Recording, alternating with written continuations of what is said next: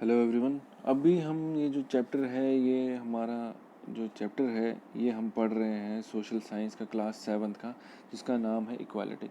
Equality में अभी तक हमने पढ़ा कि कैसे जो है बराबरी का हिस्सा मिलना चाहिए, इंडिया में कैसे काम चल रहा है, हर किसी तबके को बराबरी का हक मिलना चाहिए। जमहूरियत की सरकार में कैसे जमहूरियत की जो सरकार है उसकी जो बुनियाद है, एक हिसाब से सबसे ज़्यादा अहम चीज़ है इक्वालिटी का, जहाँ पे बराबरी का हक मिलना चाहिए। तो मगर फिर हमने ये भी पढ़ा कि इनइक्वालिटीज़ किस मायने से है। इनइक्वालिटीज़ इस मायने से है कि लोग अलग अलग मज़हब के हैं, लोग अमीर हैं, गरीब है, मिडिल क्लास के हैं, ठीक है। फिर जेंडर के नाम पे इनइक्वल है, सब बराबर नहीं है। जो अगर माना जाए, जो जेंडर के नाम कोई लड़का है, लड़की है, ठीक है। तो ये सब, तो आज हम एक हिसाब से आज हम पढ़ेंगे जो अभी तक हमने पढ़ा था, इक्वालिटी, राइट टू वोट और इनइक्वालिटीज़, ये सब पढ़ा। आज हम शुरू करेंगे रिकग्नाइजिंग डिग्निटी। रिकग्नाइजिंग डिग्निटी यानी जो सेल्फ रेस्पेक्ट है उसको कैसे पहचाना जाए, ठीक है। when people are discriminated against, this hurts their self esteem and dignity, and they lose their self respect and confidence to work and help the society. जब लोगों के साथ भेदभाव किया जाता है, वो उनके जो सेंटिमेंट्स हैं, उनकी जो सेल्फ रिस्पेक्ट है उसको चोट पहुंचती है, वो अपने आप को कम समझते हैं और ये एक जुर्म है।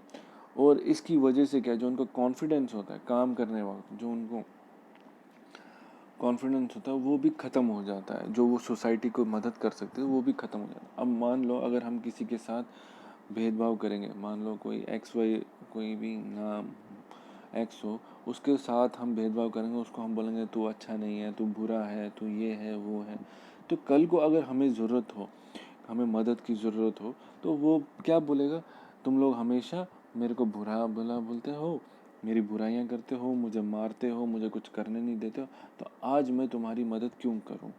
तो इसकी वजह से क्या होता है, कई बार हमारा नुकसान होता है, ठीक है। वैसे ही अगर हम अपने सोसाइटी में कुछ एक तबके के लोगों को हम बुरा भला बोलेंगे, तो कल को जब सोसाइटी का डेवलपमेंट होगा, जब ऊपर उठना होगा, तब वो हेल्प नहीं करेंगे, वो सिर्फ अपने काम से काम रखेंगे।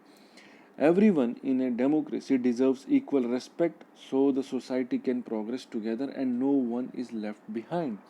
तो जितने भी जो जो जमहूरियत है, उनको जमहूरियत में हर किसी को बराबर की इज्जत का हक मिलना चाहिए, ताकि जो सोसाइटी है, जो हमारी जो वो आगे बढ़ सके एक साथ और कोई भी पीछे रहे नहीं। क्योंकि जब सोसाइटी आगे बढ़ेगी, डेवलपमेंट होगा, हम अच्छी अच्छी चीज़ें ला बन सकते हैं वहाँ पे उस एरिया में।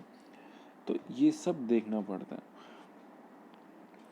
Equality in Indian democracy, India की जो जमहूरियत है, या उसमें क्या है, उसमें बराबरी का हक कैसे मिलता है, ठीक है। The Indian constitution guarantees that, जो इंडिया का जो आइन है वो इस चीज़ की गारंटी देता है क्या, every Indian from president to a domestic worker follows the same laws. जितने भी इंडिया के शहरी है, इंडियन, वो चाहे वो प्रेसिडेंट हो, चाहे वो कोई आम काम, छोटा सा काम करने वाला हो, उसके उन उन सभी को बराबर का कानून मानना है। No Indian can be discriminated against on the base of their religion, race, caste, place of birth और जेंडर। किसी के साथ भी भेदभाव नहीं होना चाहिए, चाहे वो किसी भी मज़हब का हो, किसी भी रेस का हो, किसी भी कास्ट का हो, किसी भी प्लेस ऑफ बर्थ, यानी ऐसा भी नहीं होना चाहिए कि फलाना बंदा किसी जगह का है तो उसके साथ भेदभाव होना चाहिए। मान लो ऐसा नहीं होना चाहिए कि आप कोई शहर का है तो वो सुपीरियर है, तो जो गांव का है वो सुपीरियर नहीं है। क्या जेंडर, कोई लड़का है लड़की है, उन दोनों में भी फ़र्क नहीं होना चाहिए। Every person can go to all public places such as hotels, pools, playground, shops etcetera. हर कोई इंसान जो भी वो हर जगह पे जितने भी पब्लिक प्लेस है वो जा सकता है, उसको बराबर का हक है। जैसे कि होटल है, पूल्स है, प्लेग्राउंड्स है, शॉप्स है, किसी भी शॉप पे जा सकते हो आप, मॉल्स में जा सकते हो आप, ग्राउंड में जा सकते हो आप, किसी भी होटल में, आप जिस होटल में जाना चाहें आप वहाँ जा सकते हो, वहाँ ठहर सकते हो। तो ये सब जो आइन है ये बताता है। The government tries to implement equality by making it illegal to discriminate, offering different programs and schemes such as midday meals to spread awareness in the public। जो सरकार है वो क्या, जो इक्वालिटी है इसको लागू करने के लिए वो क्या करती है, वो डिस्क्रिमिनेशन को इलीगल, यानी जो भेदभाव हो उसको इलीगल माना जाता है, कानून के खिलाफ बनाया गया है। और वो क्या कुछ अलग अलग अपने प्रोग्राम चलाती है, जैसे स्कीम, जैसे मिड डे मील में जितने भी, चाहे वो अमीर हो गरीब हो, सबको बराबर को मिलता है, किसी को कम नहीं मिलता, या अमीर को ही मिलता हो मिड डे मील में या गरीब को ही मिलता हो मिड डे मील, ऐसा कुछ नहीं, सबको बराबर का मिलता है, ताकि लोगों में इस बार ये बात पहुंचे और उनमें अवेयरनेस आए कि सबको बराबर का हक मिलना चाहिए। फिर issues of inequalities in other democracy, जो बाकी जो जमहूरियत हैं, जो बाकी जो इंडिया को छोड़ के जहाँ जहाँ पे जमहूरियत है वहाँ पे क्या दिक्कत आती है। ठीक है, तो मैंने ज़्यादा डिटेल में दिया नहीं है इसमें, मैंने बस एक थोड़ा सा ही दिखाया ताकि आपको समझ आए कि क्या होता है। The problems of inequality and discrimination are not unique to developing countries such as India.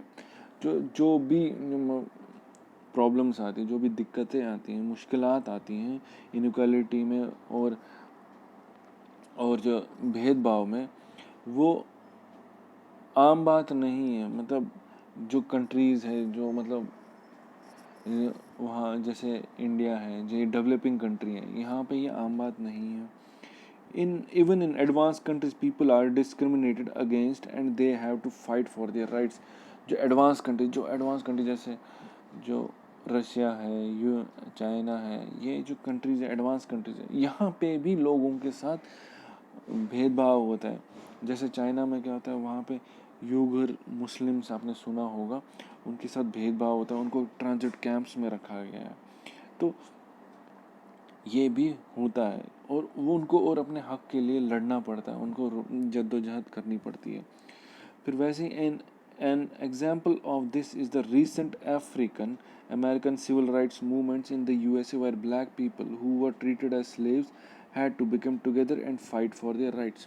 तो एक जो है एग्जाम्पल ये भी है कि जो अमेरिका में हुआ था African American civil right movement, इसमें क्या हुआ था यूएसए में, जहाँ पे जो काले लोग, जो ब्लैक पीपल है, उनको गुलाम बना के रखा था। और गुलाम बनाने के जब वो गुलाम बने थे तो उनको क्या करना पड़ा, उनको एक साथ मिल के अपने हक के लिए लड़ना पड़ा ताकि वो इसके खिलाफ आवाज़ उठाए। ठीक है, फिर एक कंक्लूजन, आखिर में क्या निकला, चैलेंजेस इन डेमोक्रेसी क्या है, मुश्किल है, क्या चैलेंजेस आते हैं एक जमहूरियत में। ठीक है, democracy is the most popular form of government around the world because it gives equal rights to all. जो जमहूरियत है वो क्या है कि वहाँ पे जो सरकार है, ये जो जमहूरियत की जो सरकार है पूरी दुनिया में मशहूर है। क्यों? ये सबको बराबरी का हक मिल देती है। बट नो कंट्री और सोसाइटी इज़ फुल डेमोक्रेटिक। कोई भी, मगर अगर हिसाब से देखा जाए, कोई भी सोसाइटी या कोई भी देश पूरी तरह से वहाँ पे जमहूरियत की सरकार नहीं चलती, डेमोक्रेटिक नहीं है। And people all over the world must continue to work hard to spread awareness about the importance of full and fair democracies। और जितने भी लोग हैं पूरी दुनिया में, उनको इस हिसाब से काम करना, इतनी कड़ी मेहनत करनी है कि वो लोगों के बीच में ये बात पहुंचाए और उनको बताएं कि जो इस डेमोक्रेसी की खासियत क्या है, ताकि वो अच्छे से, मतलब एक सही तरीके से जो जमहूरियत की सरकार है उसको चलाए। जब लोगों को बराबर का हक मिलेगा, जब लोगों को बराबर का काम मिलेगा, चाहे वो किसी भी मज़हब के हो, किसी भी जगह के हो, किसी भी जेंडर के हो, कि चाहे अमीर हो चाहे गरीब, जब सबको बराबर का हक मिलेगा तो जो जमहूरियत की सरकार है, जो डेमोक्रेसी है, वो काफ़ी अच्छे तरीके से चलेगी।